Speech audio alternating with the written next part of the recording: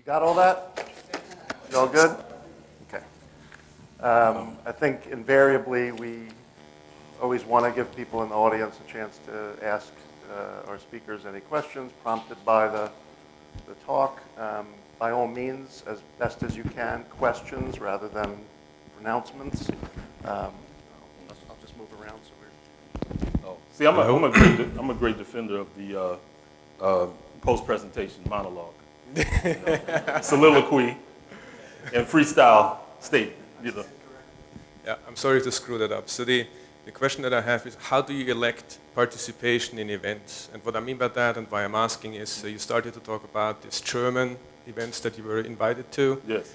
Where it sounded a little bit that, you were kind of the African-American excuse and representative, more like a puppet for these guys rather than something that was really intended for broader integration or whatever the purpose would be for you to participate in events. So as you do these events and others, what is it for you that makes you come and do these things?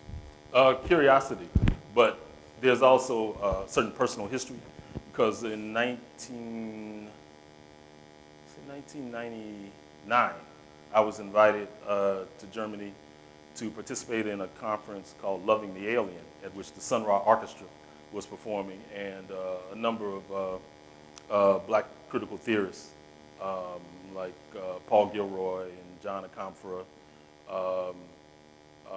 Kojo Eshin were also there. And the site it was held on was actually, it was a former kind of parliament building on the east side in East Berlin.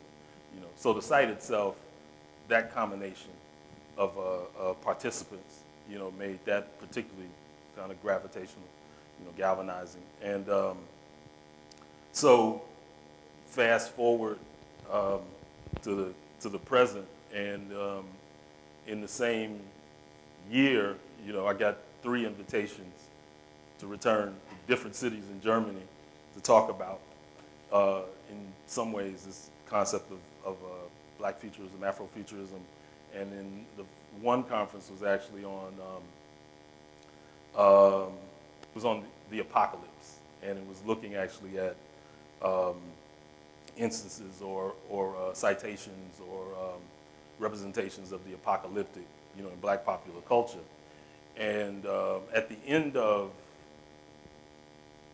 the presentations, they gathered together all the speakers, and somebody posed the question of why there seemed to be so little citing or reference to apocalypse in kind of contemporary, hip-hop culture, R&B and so forth. And my response to that was that in some ways, the people who've been prophesying that, had in some ways kind of started to see the world they expected to come into being, kind of flash pointing everywhere, a certain level of disenfranchisement from the state, was becoming more democratically distributed, among all kinds of people, and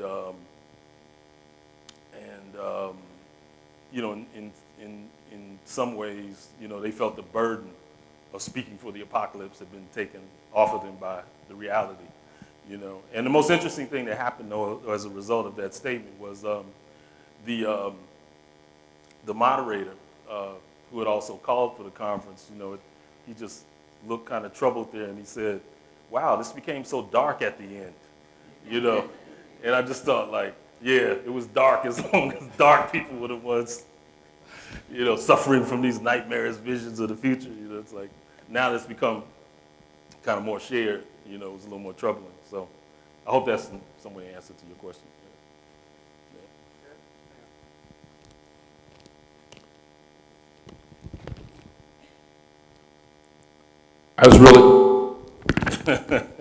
I was really gratified by you sort of leading off with talk about Marvel Comics and their importance to you. I learned to read reading those comics. Yeah. So I have kind of a 3-part question. Okay, love those. What do you think about this first set of Marvel films through the Avengers movie? Will you talk about the transmutation of Nick Fury from a putatively white guy in the comics into Samuel L. Jackson? And how do you feel about the future of what's coming under essentially Joss Whedon's godfatherdom there? And I guess it's a four-part question. Which of the black superheroes from Marvel do you want to see in his or her own movie first? Well, the last question would obviously be Black Panther, you know what I mean? And I feel like in some ways Reginald Hudlin has already kind of created the animated or, cinematic version of that mythos. Yeah, in terms of the films, I think for the most part, with the exception of the Daredevil, Elektra movies, they've been pretty faithful, fan credible translations, of the Marvel mythos. I mean, the thing I find most interesting is that it's the difficulty they found in translating the Hulk to the screen. And Whedon finally got it right, I think, because he realized that the Hulk represented like the appearance of some kind of eighth dimensional being in the real world. So you just always had to kind of ramp up, his hyper otherness in reference to whatever was around him. So, like it's like you had to give the Hulk a challenge. It's like the Superman problem. You know what I mean? You have to present him with something that's almost like undefeatable to make him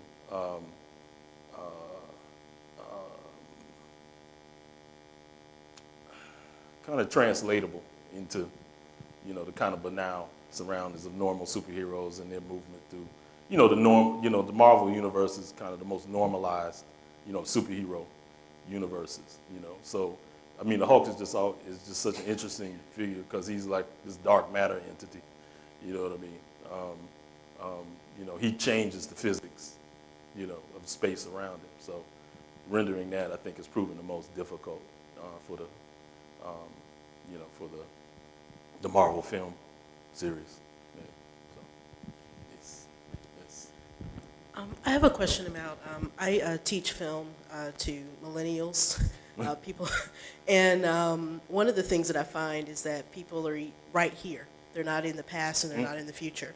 So how do you inspire, in young people, how would you suggest inspiring future-oriented thinking in a generation that is like right now? Yeah, well, I mean, the thing is, I remember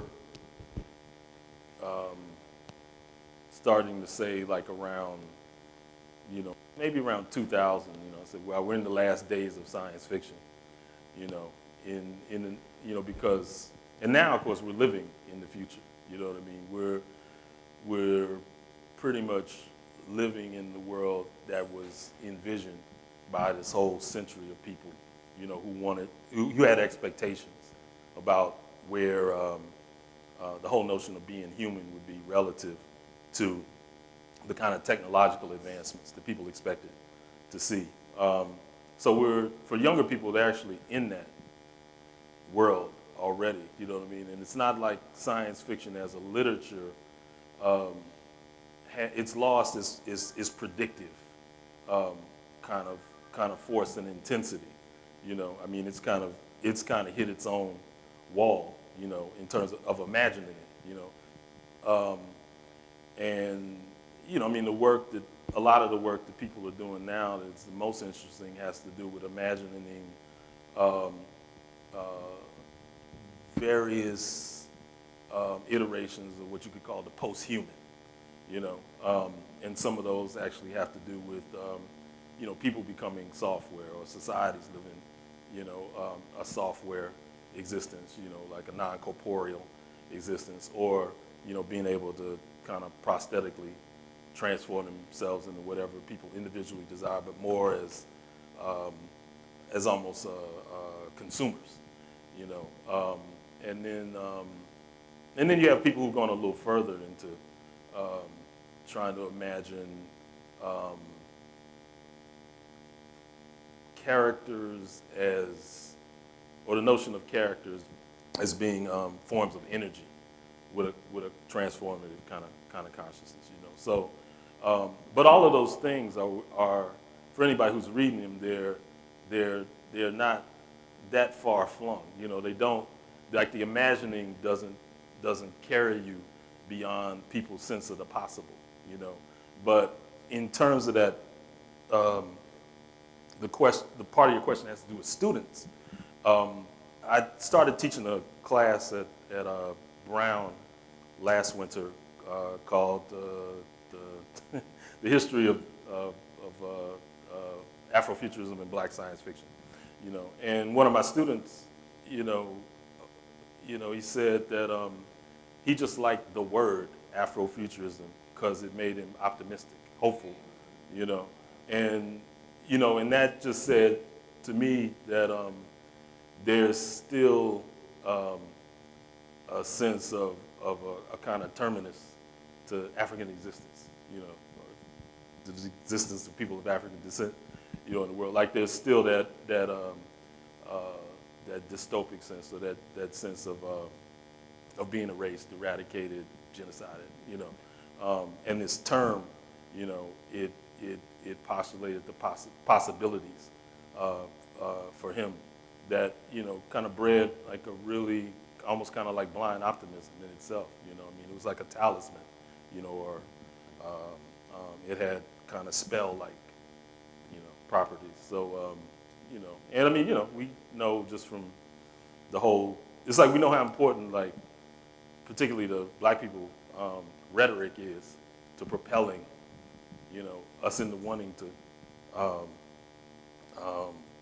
theorize or propose a future, you know. I mean, I always think about the fact that, you know, I read that the Crisis magazine was subscribed to by people who were illiterate in the South because they understood that that publication was trying to function as a liberating force in their lives. You know, they attached themselves to it. People wallpapered their homes, you know, with the covers, you know what I mean? So, you know, you can just never underestimate the value of the conjuring power of just certain words, you know, alone. Like, what people make of them, you know, is it has to do with the degree to which they want to kind of pursue creating and imagining futures. Hello, hello. How you doing? What's going on? One of the hero. Exactly. I know. I love that. Caught you. So, She said, "Yes, I am. I know." hello, great. One of, I think, the most important pieces of writing about Michael Jackson was your Village Voice response to his death, which I thought was incredibly humanizing for both Michael and myself and everyone, you know, who I came into contact that read it. It was an important piece. That said, I know how much you love Michael. Did he have a relationship with Afrofuturism? I mean, How would you describe it? I mean, he's the embodiment. He's the avatar. You know what I mean? Like, I mean, you know, just on a productivity level, you can say, yeah. I mean, he's the most significant Black science fiction horror film producer we've ever produced. You know, I mean, and you know, I mean, and some of that just has to do, like, there's just certain things, like platforming has a certain effect on our recognition or acceptance of a certain kind of contribution. So the fact that those things were done in music videos meant, as opposed to on the big screen, meant that we don't think about them as being in conversation with Lord of the Rings or Blade Runner or The Matrix, you know. But the thing is, the fact that he actually put so much money into the production value of those things, so that they're like, that's like the one body of work, you know, by a Black film producer, that is state of the art, consistently, and in some cases goes beyond the capacity of those imaginings of kind of science fictional tropes, onto cinematic or filmic platform, and I just, I did an interview recently with this amazing dancer out of Brooklyn. Some people may know a guy named Storyboard P. People know Storyboard P? Raise, Storyboard P, raise your hands. Okay. But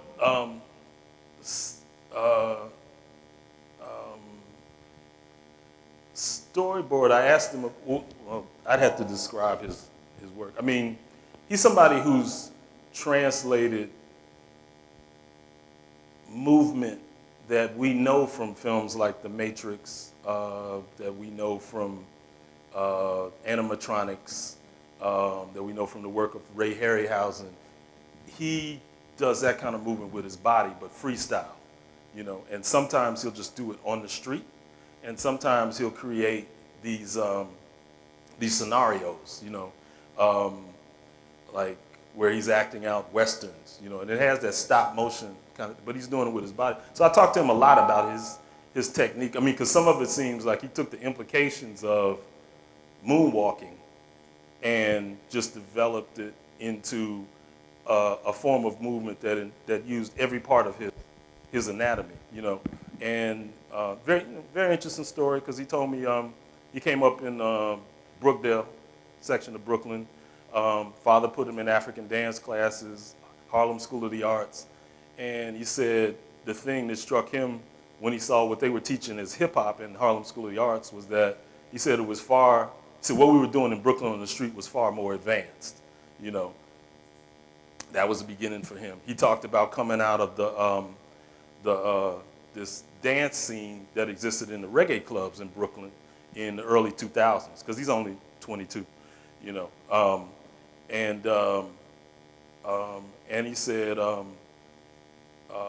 the first time he saw do the kind of movement he called floating, he said that totally changed his life, because people were kind of taking the moonwalk implications and kind of moving omnidirectionally with it, but doing it in these reggae clubs. He said eventually the reggae clubs kind of shoved the dancers out, and they created their own platform called Battle Fest that went on in Brooklyn for, still go on now, But he started to just wanting to take things. He was in a film program that was developed, or that HBO had in Brooklyn, And so what he wanted to start doing was incorporating into his movement the whole notion of frame rates, right? Like if like silent film, the reason it has that kind of jerky movement is because, we're shot with hand crank cameras. So, and before after talkies, the film industry kind of regulated both the shooting and the projection of film to 24 frames per second. Well, it's like some of those things are shot with whatever frame per second, the camera wanted to shoot it at in those moments. And then, so it created, it's this odd disjunction, between what you understand as regular movement. With 24 frames per second, we know that between every frame, there's a black frame, that helps to smooth out the movement, So the first interview I ever saw with him, he said, what I'm doing with my movement is I'm the black frame. You know what I mean? So I'm taking this jerky movement and I'm actually making it look like normal movement and like this animated. That's what he calls his form, animation, right? So to relate to Michael Jackson, I asked him about Michael, and he said, you know what? I'm just gonna read it because it's sometimes people's quotes are too good to mangle, man. Yeah, hold on.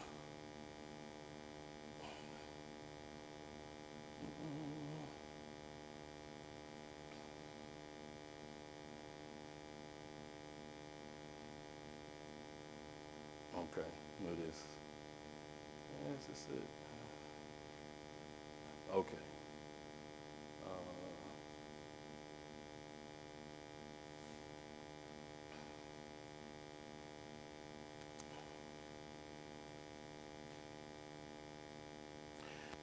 And he starts out talking about his crew and their movement and what they're trying to accomplish with it. He said everyone who danced had to have some foot placement for sliding. What I learned was that foot placement in your sliding smoothens out your up top, so that you pause and have some animation up top and smoothing it out. Then it becomes surreal. So that's what I learned from watching gliders, that I could do any kind of dance up top. I could shimmy anything, even if the stop motion is in there too. So that was a game changer for me. That's when I said, what if you could put that effect on 4 styles and make it look like one seamless flow? That's what I think Michael did. That's really what his vision was, to be unreal as a persona. A lot of people overlook that. That's why a lot of people never get Michael Jackson. They only see the movement, but not the concept behind it. Because the moonwalk is like a ghost walking. It's really a phantom he's portraying. People think it's like walking on the moon, but that's a spacewalk. A moonwalk is the energy from the moon being attended to. It's more eerie. Yeah. So he's in a new video. He's in the most recent video that Flying Lotus just did. Yeah, which is on, if you go to the Flying Lotus website, it's on there. It's about, and it has that death in life quality that he's talking about. You know, that desire that runs through the culture to kind of animate the death, you know, the death world, you know, in performance.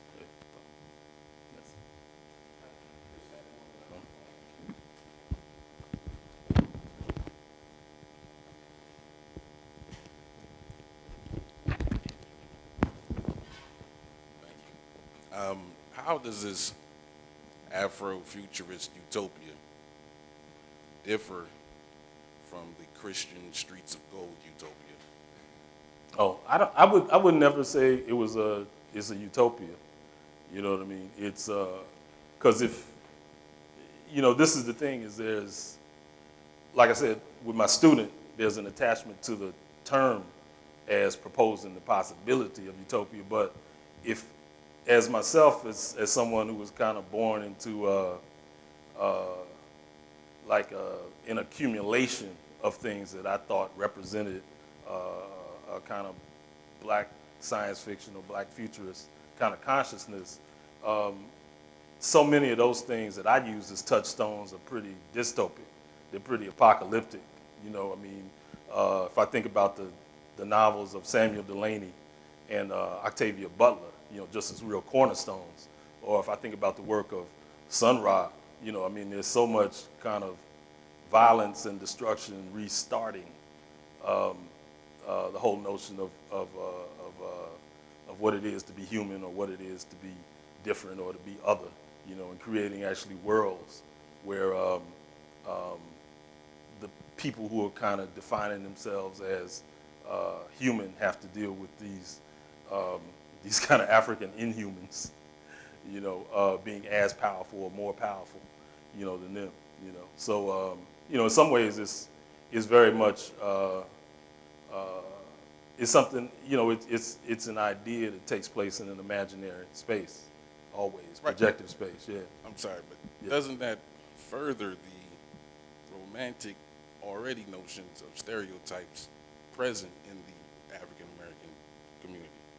I think not, because I think that there's so much at odds with the limitations, the reductionism Well, of I'm those. talking about the sense of black people are from space, this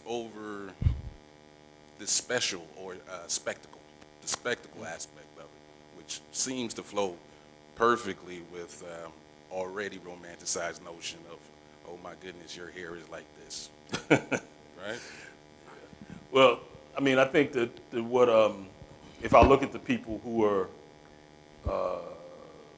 I think the kind of earth figures or the foundational figures of the literature, or if I look at them in music, if I look at people like Miles Davis and Sun Ra, you know, Parliament Funkadelic, they so explode the notion of anything that can be contained by a stereotype. They complicate it, you know, to you know, such an exponential degree, you know. I don't think it's delimiting at all, you know. But then, you know, I also look at the fact that, you know, I have this phrase I use all the time. It's like black magic is real magic. It's like the people that I think of as being magical figures are people who could actually do virtuosic stuff, like standing in front of you right now. Like if Jimi Hendrix came in this room and sat down in a chair and played a guitar with no amplification, we, like Ernie Isley, who saw Jimi Hendrix do this, would say that was the baddest guitar player I ever heard.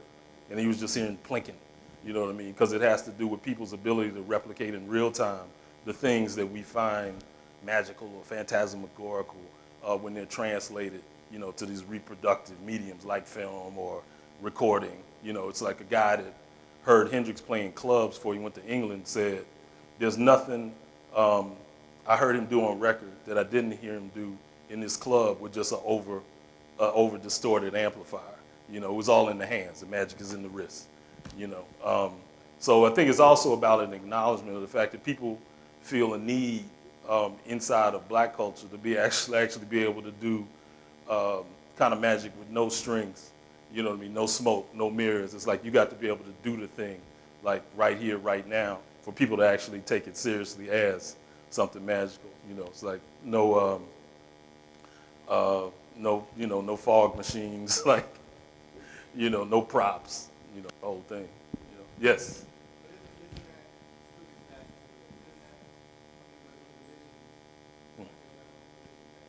Yeah. But religion, at times, the same happens so weird. And so the earlier question was asked about how do you feel now for the future. The examples that you gave are really now. Oh, yeah. I mean, I think that one of the things that people always say, I mean, the science fiction writers say, you know, they'll always tell you, like, I'm not really writing about the future, I'm just distorting the now. You know, I'm putting it in this frame so I can talk about it in the most complex way conceivable, so that, like, if I'm writing a novel, I want to be able to talk about not just the effect of technology on this character, I want to talk about the effect of technology on an entire society. So as a medium, science fiction gives you that opportunity and that vista to work with. You get to use the future to talk about the present. That's always the operation that's going on inside of anything that we consider to be science fiction. And then you're also just dealing with the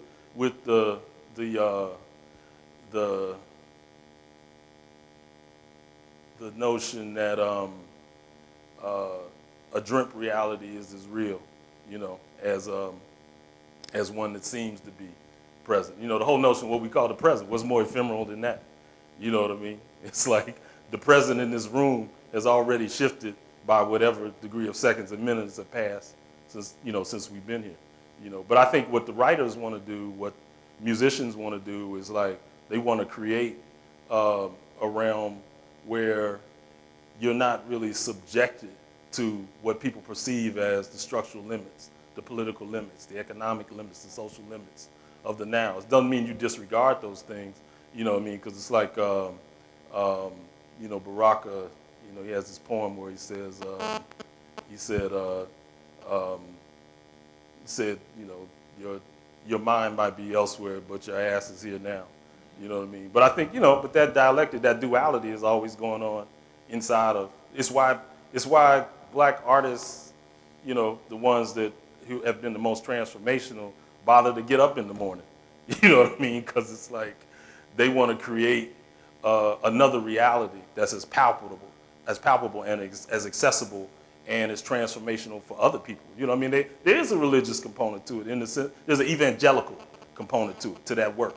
You know what Sun Ra did. Sun Ra is an evangelist. John Coltrane's an evangelist. Jimi Hendrix is an evangelist. You know, Billie Holiday was an evangelist. You know what I mean? Because they're giving you a dream state that is stopping time and space as you know it. This friend of mine told me her grandfather talked about seeing Billie Holiday in Florida on one of the hottest, muggiest days in the world that, you know, he had ever experienced outside. And he said before she came on, people were dying, you know, out there. They were just like fainting, passing out, sweating, you know what I mean? As soon as she came on, everybody forgot where they were and they were just focused on her, you know?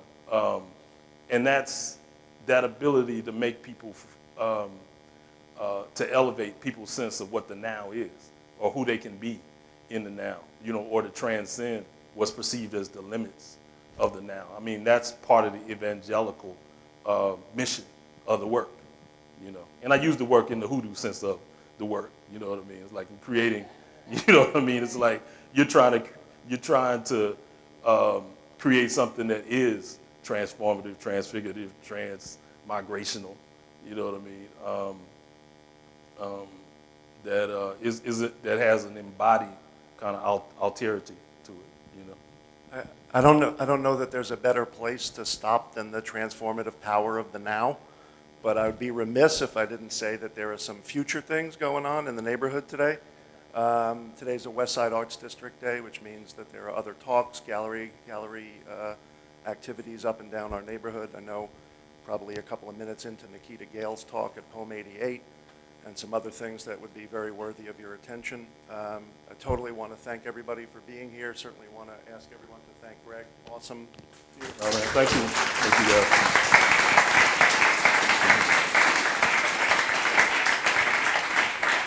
I mean, I do want to say, too, that this piece is going to be published in it's a publication I started doing with some friends up in New York. It's called Yo-Yo now. So we're going to, it's called Yo-Yo, Yo-Yo, Yo-Yo, you know. Yeah, we changed the name. I'll explain why later, you know. So, But yeah, the first one will be out in about a month under that name. It was as I refer to as the artist previously known as Coon Business. Is now Yo-Yo. Yeah. So so thank you all.